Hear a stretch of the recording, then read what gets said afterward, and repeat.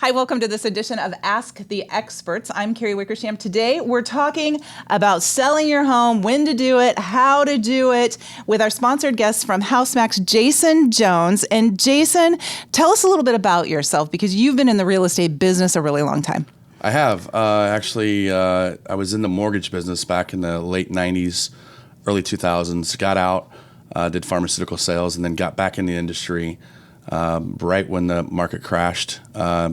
I started really investing in 2012 and then came out with the HouseMax brand in 2016. So I'm very experienced in the real estate market here in Kansas City, especially here in Kansas City. I was born and raised. So when you say you were investing in the real estate market, you would buy houses that needed a little TLC, fix them up, and then resell them. Is that what you were doing? Are you talking about back in 2000? Yeah. I was actually doing mortgages, refinancing. It's when the mortgage rates were really, really low. Yes. Everybody was refinancing. And then I got out of it probably in like 2002. Just needed a break from the actual mortgage industry. Mm-hmm. And then decided to get back full force 2012 when the market wasn't so good. And I found there was a lot of value for the services that I wanted to offer, which was buying houses and fixing them up and either renting them out or selling them or even doing some creative financing type deals. Yeah. So we have multiple exit strategies. That's great. So the housing market in Kansas City has been described for the last few years as a real seller's market. When you look out at the houses that are for sale right there, how do you see the housing market in Kansas City right now? As we speak, it's changed from October of last year to now. It's kind of a buyer's and a seller's market. Buyers are really picky. They want everything done. And they're seeing a lot of houses being remodeled in the last 5-7 years. So when they do go into houses, they really pick apart the house. And typically you get a lower offer or you just get buyers that just don't want to buy. They would tend to go for the houses that have been completely rehabbed.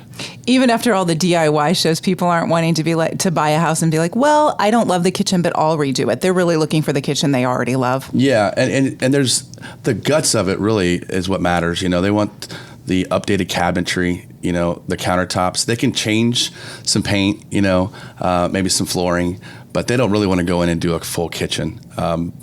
They just don't. I mean, we're dealing with a different buyer. The millennials are starting to buy now, and they just don't really want to do any work. They want to move into a turnkey house. Well, and that's the thing, is they're in a situation where they want to move in more immediately. Right. They can't stay in their present situation that long. And a lot of the buyers, I'm not saying a lot, I would say a big majority of buyers are FHA, which is either first-time home buyers or people that don't have the down payment to be able to buy a home, but to have the credit and the work history to back it up. So what they'll do is they'll go in and try to buy a house, and FHA is really, really strict when it comes to their inspections. I mean, everything has to be up to code, and most houses that we buy haven't been updated in 10, 15, 20 years. Mm-hmm. Well, the codes have changed so many times from the time the house is built till now. And some of those properties don't fit that FHA requirement.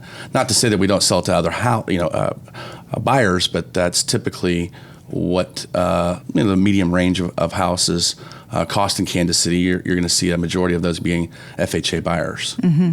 So when you look at, there's people out there who want to downsize, their home of the 80s and 90s where they wanted a big home. Sure.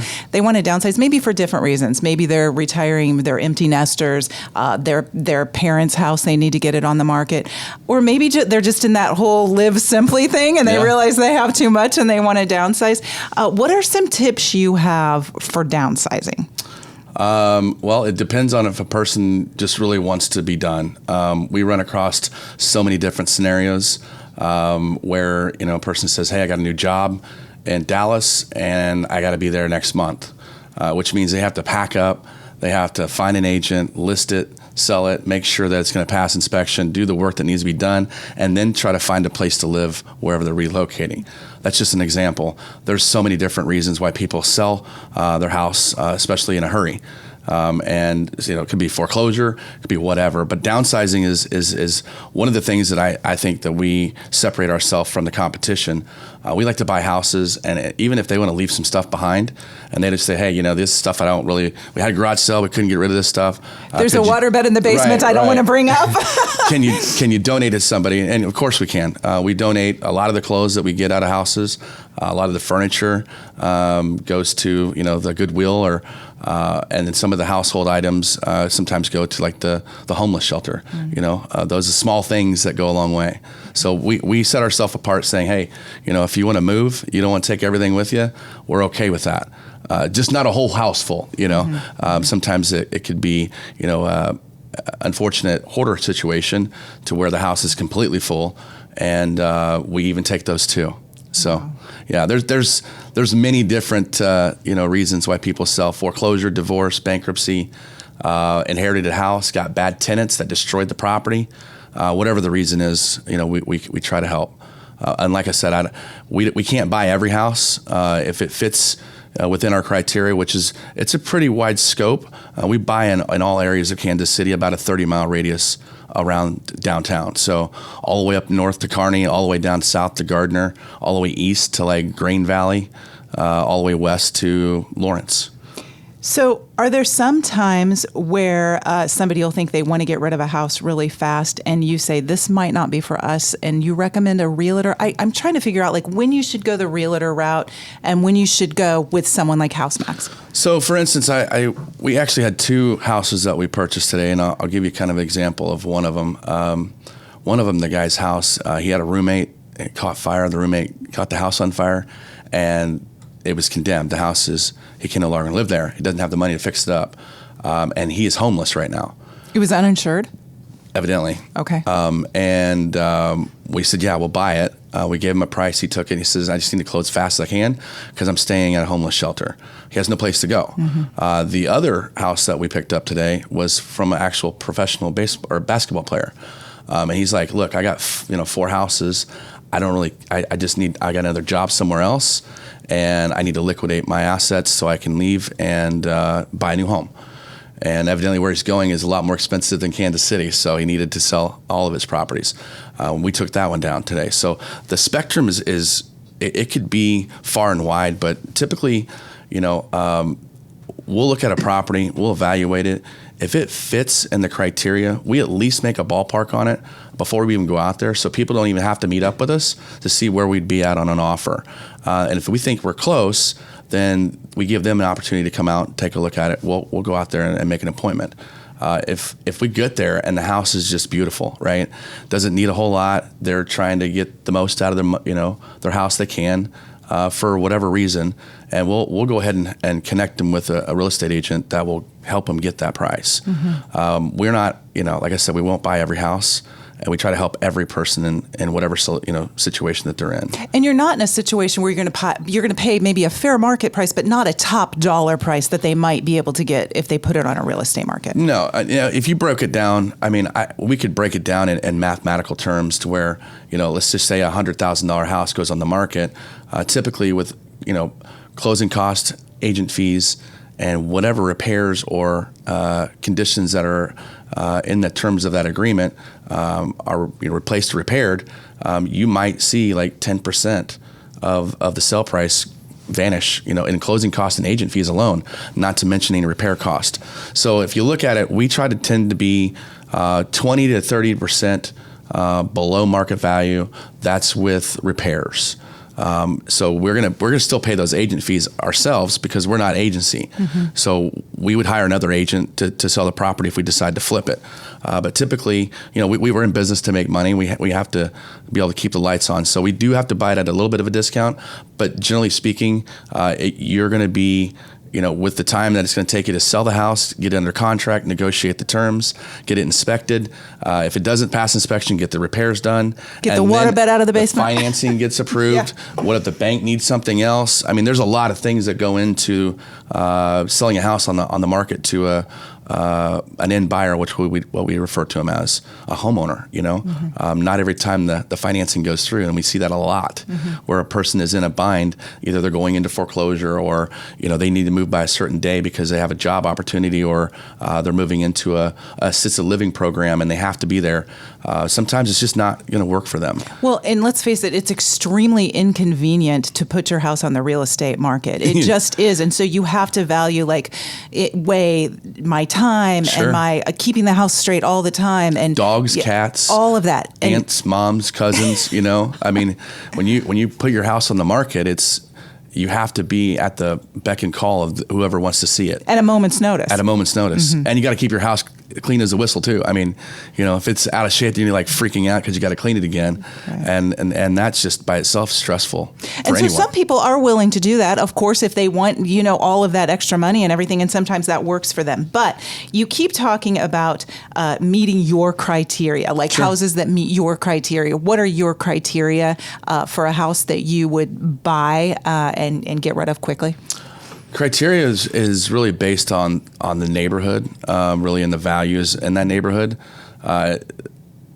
Generally speaking, we don't like to put more in the rehab than what we pay for the house, right? Of course. And then we like to buy 3 bedrooms, 1, 2 baths. 1 car, 2 car garage with basements. If they don't fit that criteria, it doesn't mean we don't want to buy them.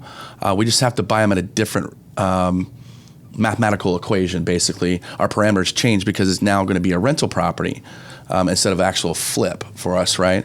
So a rental property takes longer for us to get our money back because we still have to do the rehab that we would do with a normal property. We're just holding on to it and not getting our sale back as soon as possible. Okay, I get it. And so if somebody calls you and says, this is what I want to do. I want to go with HouseMax. I want to get my parents' house, that was willed to me, out of my hands and into yours. What's the process? Take me through your process with folks. It's real simple. You either go online or call my office. You give them, basically the information about your property, any repairs it may need, any other, information that we would deem valuable to be able to make an offer on the property. My staff sends that to me. I review every lead, and I look at it to see if I can either rent it or if I can turn around and put some money into it and get it on the market and sell it, or do some creative financing with it. If it fits in those 3 boxes, then what we'll do is we'll either schedule an appointment or we'll send a ballpark offer, basically letting you know what our top dollar is going to be on the property minus the repairs, right? When you say minus the repairs, you mean they need to make No. So, for instance, what I'll do is I'll look at comps, which are comparable properties that have sold in the last 6 months, and I will take a house that's very similar to that property, and I will try to get the most money I possibly can out of that particular subject property. So I'll look for a comp that's very comparable, and I'll use that based on, is it been rehabbed?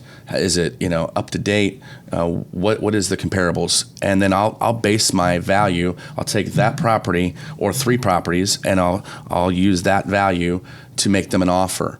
When I make them an offer, I'm going to give them the most money I possibly can, but I'm going to have to deduct from that number of what the repair costs are going to be. Okay, so you're still going to do the repairs. You're just assuming how much they're going to be. Correct. Okay. I can't, people can't describe what their property looks like over the phone. It's like driving a car, or buying a car without driving it. You kind of want to look at it and just, do a once over anyways. We look at houses, typically make an offer right on the spot.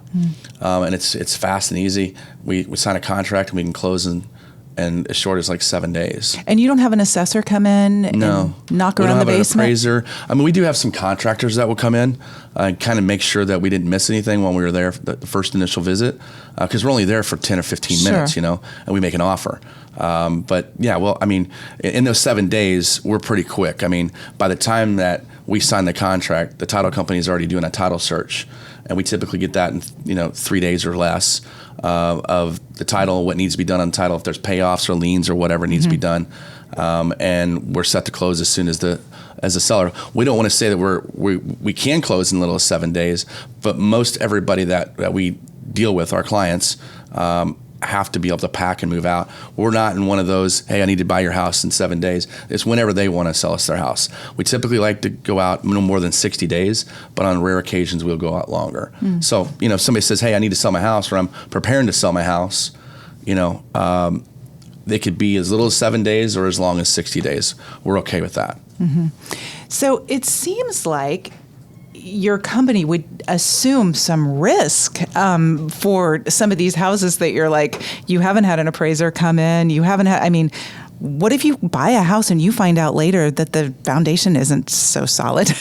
Oh, that's happened many times, believe it or not. Yeah, we do take a huge risk, and that's kind of why we buy at sort of a discount, and we have to, in order to kind of make up for those, oops, I didn't see that, or, we're human, right? We make mistakes. And I'll be the first to tell you that we've lost money on houses, not once, but many times. And that's just because, you get to see 5 or 10 houses a day, and you just miss something every once in a while. And that's the risk that we take, and that's why we provide the service. We know that people are in situations where they need to be able to sell fast, and we're willing to take those risks. Yeah. Well, and you do take some risks, and the fact that you just told me, that it's 2:00 in the afternoon, Kansas City time right now, and you've already purchased 2 houses today. You must buy an awful lot of houses. We buy and sell a lot. I think over the last 7 years, we've probably bought close to 800, 900 houses. So we're helping families in all neighborhoods, not just a few. And that makes me proud. My staff is second to none, and we believe in integrity from the get-go. We don't like to pull any punches. All of our contracts are they're 1 pages. When you go list your house with an agent, 17 pages long. You can't understand any of the wording in there. Mine is a 1-page contract, and it specifically tells you exactly what it's going to be when you get to the closing table. Well, and I know I've checked it out, and your online reviews are very positive. I'm very proud of those. We got 60 plus reviews, and they say you only hear from the bad ones. We actually hear from the good ones too. That's amazing. Yeah, you have to do something really, really good for somebody to write it down and take time to put it on the internet. I'm very proud of that. That is amazing. Anything else that you want to talk about? Any other heads up that you want to give folks in terms of what HouseMax is and what you do for folks, or how to prepare them for their initial visit? Yeah, it's really a seamless process. We've dialed it in so much now that really, we get calls from our sellers that have sold their house and moved on, got settled in, called us back and says, you know what, you might want to tell everybody else that's going forward that sometimes it doesn't always pan out the way it should. And I said, what do you mean by that? She said, well, we closed our house on a Friday, and we thought we would get our funds on Friday. It just so happened that it did not, with the banking hours and whatever, it did not actually fund until the following Monday. Well, they had movers scheduled and all of that. So, things in real estate, don't always happen as planned, but we strive to make sure that it's a seamless process all the way through. So that's one thing that I wanted to tell your listeners, that we strive to do everything we possibly can to make it a seamless process. So we've learned from some of our mistakes, and what we've done is we've actually closed the day before, so the funds are there no matter what, and that way there's no lag time within moving. So they can close on their other house, okay. We've learned those, and it's sometimes a business owner is never proud to admit their mistakes. And we learned one just a few weeks ago that you can never rely on the federal banking system to make sure that the funds are there on time every time. So other than that, we're local. We're family owned and operated. My nephew works for me. My niece works for me. My son works for me. He's 17. So, I was like, how old is your son? Yeah, he's 17. So he's getting ready to graduate high school next year. I said, son, I got to get you in the business, at least get you, acclimated to the work life. So he's awesome. He's doing well. I'm proud of him. That's amazing. Well, thanks for being here. Thanks for providing people with another option. It's great. And I enjoyed visiting your website. There's a lot of information there that we didn't talk about this morning. So if you go to housemax.com, especially on their blog section, lots of good information there. And your phone number's on there and all your contact information. We appreciate you being here with us today. And certainly consider HouseMax when you are talking about selling some of your own real estate.